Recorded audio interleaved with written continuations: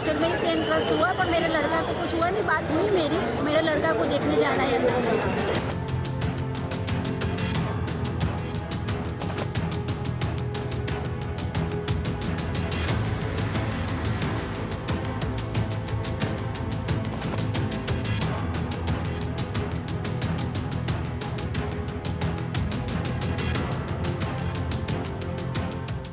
They say negligence can be the cause of death, यानी लापरवाही मौत का कारण बन सकती है। तो क्या 12 जून की दोपहर अहमदाबाद में जो कुछ हुआ वो नेग्लिजेंस था? क्या अहमदाबाद के आसमान में मौत बनकर टूटी एयर इंडिया 171 फ्लाइट की वजह से 265 से ज्यादा जानें इसलिए गई कि विमान में कोई खराबी थी? क्या विमान के पायलट ने कोई चूक की, या फिर विमान का इंजन फेल हो गया था? इन सवालों का जवाब शायद ब्लैक बॉक्स में बंद है, लेकिन इस हादसे ने भारतीय एविएशन इंडस्ट्री को लेकर सोचने पर मजबूर कर दिया है। और उसकी वजह सिर्फ यह हादसा नहीं है। जरा आप इन आंकड़ों पर नजर डालें। और ये लोकसभा के आंकड़े। लोकसभा में पिछले साल खुद सरकार ने माना कि भारत में हर महीने करीब 19 उड़ानें तकनीकी खराबी की वजह से प्रभावित हो जाती हैं। साल 2024 का आंकड़ा मैं आपको बताता हूं। 2024 में इस वजह से 229 उड़ानों पर असर पड़ा। इसमें सबसे ज्यादा 105 इंडिगो की फ्लाइट्स और 55 एयर इंडिया की फ्लाइट्स थी। जिस देश में एविएशन इंडस्ट्री लगातार उछाल पर है, जिस देश में एविएशन इंडस्ट्री इस समय दुनिया में चौथे नंबर पर है, और जल्द ही जो देश अमेरिका और चीन के बाद तीसरे नंबर पर इंडस्ट्री पहुंचाने वाला सपना देख रहा है। हर दिन जहां 5 लाख से ज्यादा लोग 813 विमानों में सफर कर रहे हैं, और जब हम सिंगापुर और दुबई की तरह हवाई सफर का अंतरराष्ट्रीय केंद्र बनने की तरफ आगे बढ़ रहे हैं, तो हमें उन सख्त और तल्ख सवालों के जवाब खुद ही ढूंढने होंगे, जो हमें कुछ समय के लिए तो असहज कर सकते हैं, लेकिन जो सपना हम देख रहे हैं विकसित भारत 2047 का, उसे साकार करने में जरूर मदद मिलेगी। तो आज के पॉलिटिकल कॉरिडोर में मैं अदिति नागर उन सवालों का जवाब ढूंढने की कोशिश करूंगी और उनके जवाब आपसे साझा करूंगी, और यह भी बताऊंगी कि आखिर इस हादसे की संभावित वजह क्या थी और हमें इससे क्या सीखने की जरूरत है।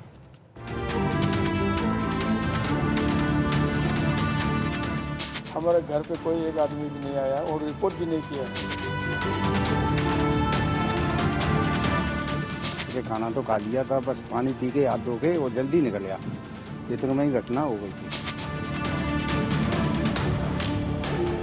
इन्वेस्टिगेशन होना चाहिए, फैक्ट बाहर आना चाहिए कैसे हो रहा है ऐसा। मेरे पेरेंट्स थे, मेरे फादर मदर थे।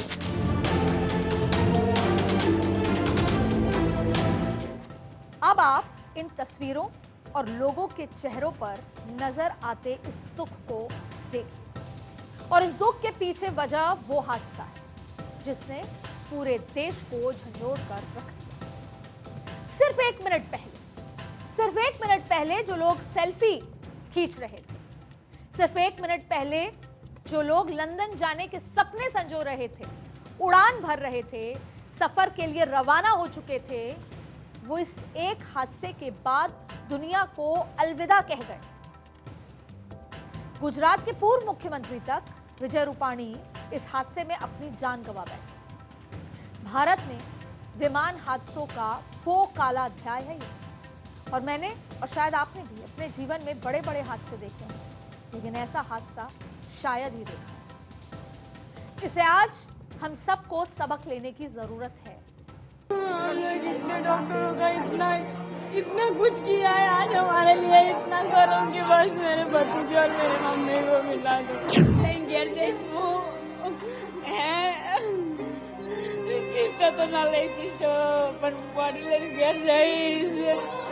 वही मेस में ही काम करते हैं, खाना बनाने का। हम टिफिन सर्विस का करते हैं। अब कहते हैं जीवन क्षणभंगुर है, यानी क्षण भर में खत्म हो जाने वाला, और मौत निश्चित है जिसे कोई नहीं टाल सकता। लेकिन इस जीवन और मौत के बीच एक और चीज है जो अपने आप में किसी पहेली से कम नहीं है, और वो है भगवान का चमत्कार। इसी एयर इंडिया की फ्लाइट में, ये जो एयर इंडिया का विमान जो दुर्घटना के बाद मलबे में तब्दील हो गया, उसमें एक यात्री ऐसा था जो मौत से आंखें मिलाकर वापस लौट आया। उस यात्री का नाम है रमेश कुमार विश्वास, जो इस फ्लाइट में 11A नंबर की सीट पर बैठा था। और रमेश सिर्फ मौत को मात देकर नहीं आया, बल्कि हादसे की आंखों देखी भी उन्होंने बताई। सुनिए। Emergency door is broken. My seat is broken. Then I see the pace little bit. Then I will try to come out. Yeah, that's why. Little bit fire. After me, I'm out. Then blast. I'm not jumping. I just walk out. Then ambulance coming in. लेकिन विमान में सवार बाकी के 241 लोगों के साथ रमेश की तरह चमत्कार नहीं हुआ। बोइंग का सबसे सुरक्षित विमान कहलाने वाला 787-8 ड्रीम लाइनर महज 625 फीट की ऊंचाई तक पहुंचा, और उसके बाद पायलट 3 बार मे डे सिग्नल भेजता है, यानी उसको प्लेन में खराबी की जानकारी महसूस होती है, फिर वो जानकारी आगे बढ़ाता है और 3 बार मे डे कहता है, और फिर विमान सीधे जमीन पर आ गिरता है और ब्लास्ट हो जाता है। हादसे के वक्त विमान को सुमित सबरवाल उड़ा रहे थे। उनके साथ को पायलट क्लाइव कुंदर थे और 10 क्रू मेंबर भी मौजूद थे, जो 241 के आंकड़े में आते हैं। विमान के पायलट कैप्टन सुमित सबरवाल के पास 8,200 घंटे का अनुभव था। उनके को पायलट क्लाइव कुंदर के पास 1,100 घंटे का उड़ान अनुभव था। लेकिन जब विमान का सिस्टम पूरी तरह से नाकाम साबित हुआ तो यह अनुभव भी हादसे को टाल नहीं सका। और यह हादसा सिर्फ एक विमान की बात नहीं, बल्कि सबसे ज्यादा परेशान करने वाली बात यह है कि अहमदाबाद में जो विमान हादसे का शिकार हुआ, उसको लेकर बोइंग बड़े बड़े दावे करती थी। ड्रीम लाइनर मॉडल के इस विमान को सबसे सुरक्षित एयरक्राफ्ट में से एक माना जाता है। बोइंग ड्रीमलाइन 787-8, जिसे साल 2011 से दुनिया भर की एयरलाइंस ने इस्तेमाल किया जा रहा था, और ये विमान हाईटेक सेफ्टी फीचर से लेस है और इसीलिए फेमस भी है, और इससे पहले कभी क्रैश नहीं हुआ। 787 ड्रीमलाइनर की कुछ खासियत पर नजर डालते हैं कि ये क्यों इतना खास माना जाता था।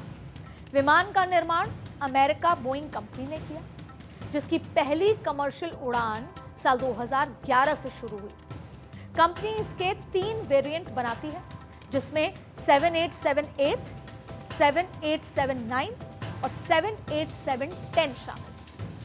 इसमें अलग अलग वेरिएंट के हिसाब से 242 से 318, 242 से 318 यात्री तक बैठ सकते हैं, और इसकी रेंज 14,010 किलोमीटर तक है, जबकि क्रूजिंग स्पीड लगभग 903 किलोमीटर प्रति घंटा तक की होती है, और इस विमान की उम्र करीब 50 साल बताई जाती है।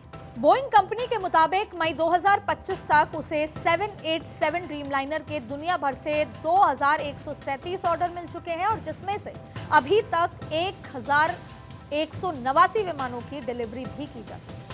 और बोइंग कंपनी का कहना है कि उनका 787 ड्रीमलाइनर विमान हर उस तकनीक से लैस है जो उसको सुरक्षित विमान बनाता है।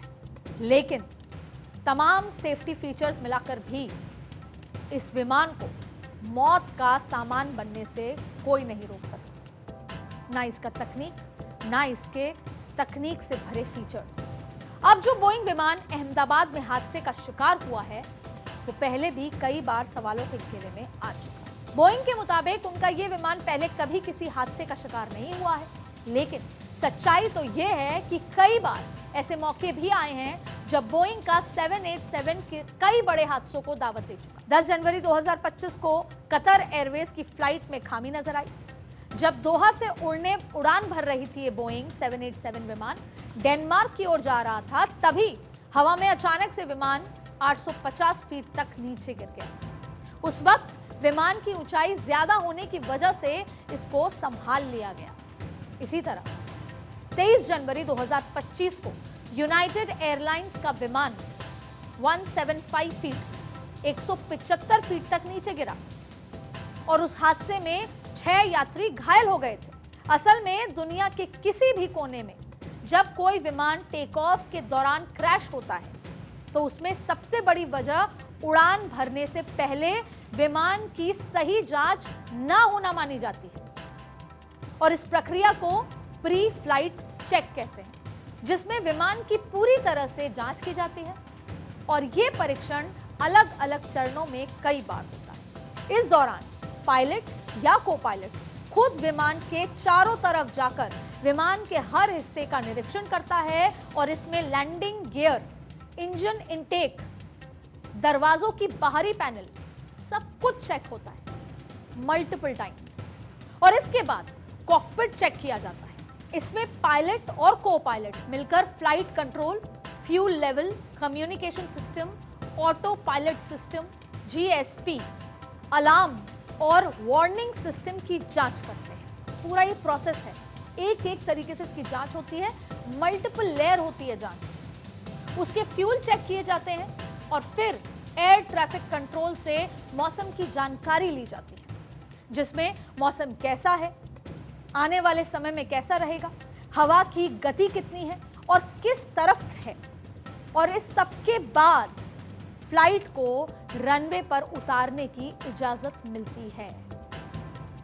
और आखिर में जब विमान रनवे की तरफ बढ़ता है तब brake, steering, ground moment system की भी जांच की जाती है और उसके बाद फाइनल टेक ऑफ की इजाजत मिलती है। इस सब के दौरान अगर विमान में जरा सी भी गड़बड़ी का शक होता है तो टेक ऑफ को टाल दिया जाता है। ये विमान भी इतनी सारी प्रक्रिया और जांच से होकर गुजरा है और फिर टेक ऑफ किया गया। लेकिन बावजूद इसके उड़ान भरते ही विमान में खराबी आई और ये क्रैश हो गया। 13 सेकंड, महज 13 सेकंड। और ये पहला मौका नहीं है जब कोई विमान इस तरह से हादसे का शिकार हुआ हो, बल्कि विमानों के हादसे की एक लंबी चौड़ी फहरिस्त है और इस तरह की दिल दहलाने वाली दुर्घटनाएं पहले भी सामने आई हैं। उदाहरण के तौर पे 7 अगस्त 2020 को कोझिकोड अंतर्राष्ट्रीय हवाई अड्डे पर विमान के उतरते वक्त विमान रनवे से फिसला और एक घाटी में गिर गया। इस हादसे में विमान 2 हिस्सों में बंट गया और विमान में सवार 190 लोगों में से 2 पायलट समेत 21 लोगों की जान चली गई और 110 लोग घायल हुए। ठीक इसी तरह 22 मई 2010 को कर्नाटक में खाई में विमान गिरा। एयर इंडिया की ये फ्लाइट दुबई से कर्नाटक आई थी, जो मंगलुरु अंतर्राष्ट्रीय हवाई अड्डे पर उतरते समय रनवे से फिसल गई और हादसे में 158 यात्रियों की मौत हो गई। वैसे ही 17 जुलाई 2000 को अलायंस एयर की फ्लाइट 7412 बिहार के पटना में घनी आबादी वाले रिहायशी इलाकों में दुर्घटनाग्रस्त हो जाती है और इसमें 6 लोग मारे जाते हैं, जिसमें 5 जमीन पर थे। वैसे ही 12 नवंबर 1996 को चरखी दादरी में यह बड़ा हादसा हुआ। यह अब तक का सबसे बड़ा प्लेन हादसा हुआ, जब सऊदी फ्लाइट 763, बोइंग 747 और कजाकिस्तान एयरलाइंस फ्लाइट 1907 बीच हवा में टकरा जाती हैं और इस हादसे में कुल 349 लोगों की मौत हो जाती है। ये भारत में हुए कुछ ऐसे विमान हादसे हैं जिनके बाद हमें उनसे सबक लेने की जरूरत थी और सिस्टम में बड़ा सुधार लाने की जरूरत है। इसके अलावा कुछ मानक भी तय किए गए हैं, जिसके तहत पायलट लाइसेंसिंग की बात करें, उड़ान योग्यता, विमान रखरखाव समेत कई तरह के नियम बनाए गए हैं। इनके हिसाब से सभी विमानों को उड़ान से पहले उनकी उड़ान योग्यता के लिए निरीक्षण और प्रमाणित यानी सर्टिफाई किया जाना चाहिए। यह सुनिश्चित करता है कि विमान सुरक्षित और परिचालन योग्य है हर उड़ान से पहले। और इसी तरह पायलट्स के लिए भी उड़ान भरने के लिए लाइसेंस हासिल करना, जिसमें अलग अलग जो तरह के विमान हैं उन विमानों के लिए कई तरह के लाइसेंस शामिल हैं। डीजीसीए पायलट्स की परीक्षा और जांच आयोजित करता है और पायलट्स को लाइसेंस देता है कि वो योग्य हैं, एक्सपीरियंस्ड हैं। साथ ही विमानों को नियमित रूप से रखरखाव के लिए जांच की जानी चाहिए और उनकी मरम्मत का पालन डीजीसीए से निर्धारित नियमों के मुताबिक किया जाना चाहिए। ये सब गाइडलाइंस हैं, लेकिन खुद डीजीसीए का मानना है कि तेजी से आगे बढ़ रहे भारत के एविएशन सेक्टर को नए और योग्य पायलट्स की जरूरत है और तकनीक की। डीजीसीए की रिपोर्ट के मुताबिक भारत को 2030 तक करीब 10,000 से ज्यादा पायलट्स की जरूरत होगी। अकेली एयर इंडिया को ही लगभग 5,800 नए पायलट्स की दरकार है।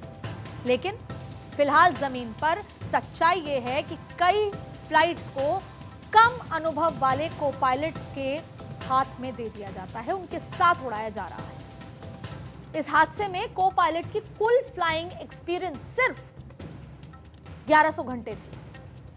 जब तेजी से उड़ानें बढ़ाई जा रही हैं और उतनी ही तेजी से कुशल पायलट ना मिल रहे हों, तब क्या हम एक बड़े रिस्क की ओर आगे बढ़ रहे हैं?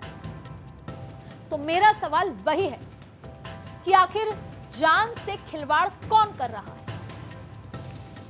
12 जून को 265 घरों के चूल्हे ठंडे पड़े रहे। 140 करोड़ लोगों के गले से निवाला नहीं उतरा। देशवासियों की आंखें नम हो गई, घबरा गए। आप और हम डर गए ये सोच के कि क्या अगली उड़ान भरें या नहीं। हादसे में जान गंवाने वालों के बारे में जब हम सोचते हैं तो हमारा रोम रोम कांप उठता है। महज 40 डिग्री में जब हम बाहर निकलते हैं आज मई जून के महीने में, तो हमारा शरीर झुलसने लगता है। हम परेशान हो जाते हैं, चक्कर आते हैं, ब्लैकआउट हो जाता है, तो सोचते हैं कि अभी नहीं निकले घर से बाहर। हम घरों से बाहर निकलना कम कर देते हैं। एसी की ठंडी हवा के सिवा राहत का कोई दूसरा रास्ता नहीं दिखता। लेकिन 12 जून को दोपहर 1:40 पर लोग झुलस गए, ज्यों के त्यों झुलस गए, ठीक वैसे ही जैसे उन्हें किसी भट्टी में फेंक दिया गया।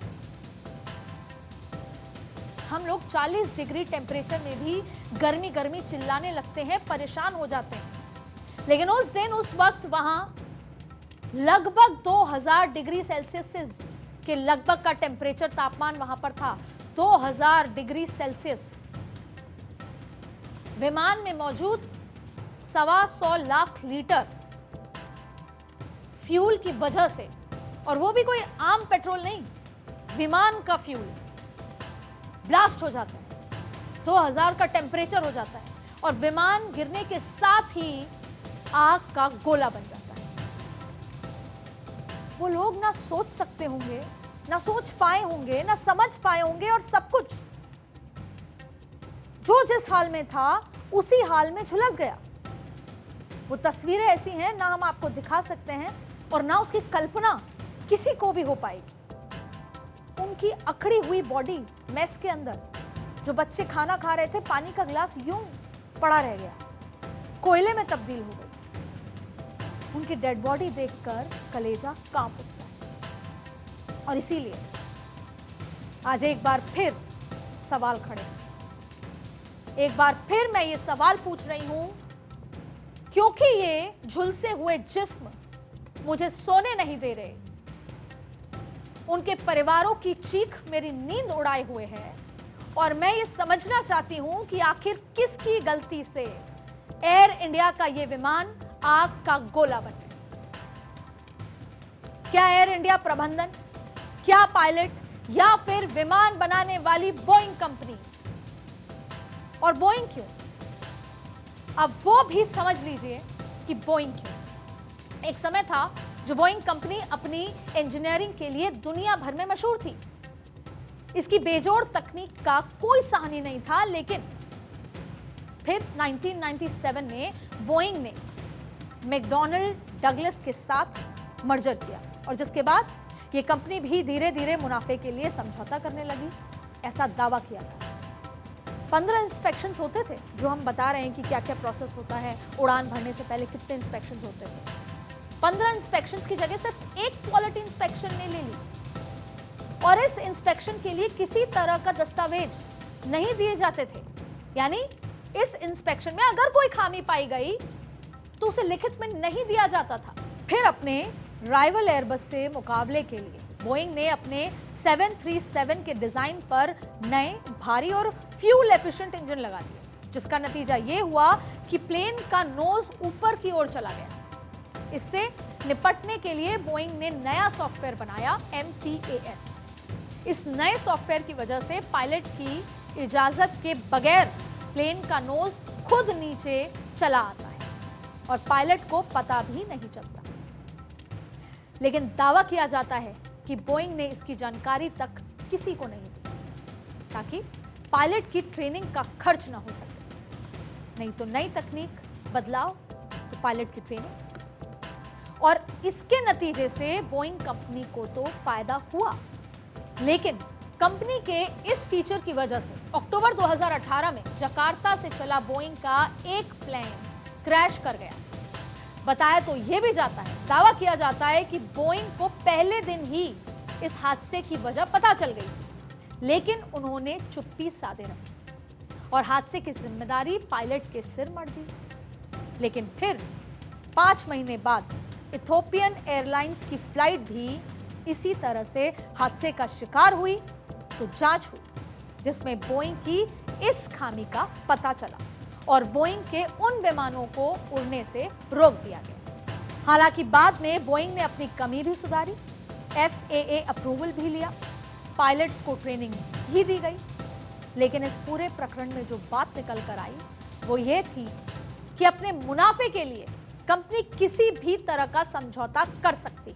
तो अब सवाल यह है कि क्या इस बार भी विमान की ऐसी किसी ही खामी का खामियाजा इंसानी जिंदगी को उठाना पड़ा है और उनके परिवार को अब पूरी जिंदगी उठाना पड़ेगा?